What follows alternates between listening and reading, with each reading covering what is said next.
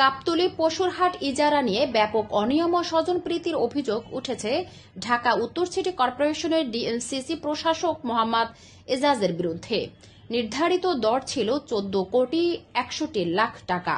সেখানে সর্বোচ্চ দরদাতা messrs আরাত motor 22 কোটিরও বেশি দর দেন। এই দর থেকে সরকারের রাজস্ব আয় হতে পারত প্রায় 28 কোটি টাকা। তবে নিয়ম মাফিক দর প্রক্রিয়ায় সর্বোচ্চ দরদাতা হয়েও আরাত মোটরকে ইজারা না দিয়ে প্রক্রিয়াগত ত্রুটির অজুহাতে 8টি খাস আদায়ে দিয়েছেন প্রশাসক। অথচ ইজারা ক্ষেত্রে সরকার পেত দৈনিক গড়ে 7.5 লাখ টাকা। সেখানে খাস আদায়ে 15 থেকে 20 এপ্রিল পর্যন্ত 6 দিনে আয় হয়েছে মাত্র 5.5 লাখ টাকা।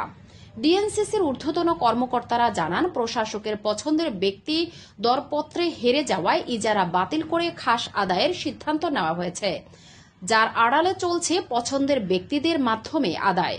দরপত্র মূল্যায়ন কমিটি, যার নেতৃত্ব ছিলেন ডিএনসিসির প্রধান নির্বাহী কর্মকর্তা, সর্বোচ্চ দরদাতাকে ইজারা দেওয়ার সুপারিশ করলেও প্রশাসক সেই সুপারিশ প্রত্যাখ্যান করেছেন।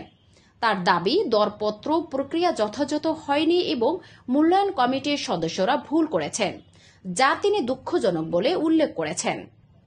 বিষয়টি নিয়ে টিআইবির নির্বাহী পরিচালক ইফতেখারুজ্জামান বলেন, গাবতলী হাট নিয়ে যা শুনলাম তা সম্পূর্ণ আইন বিরোধী।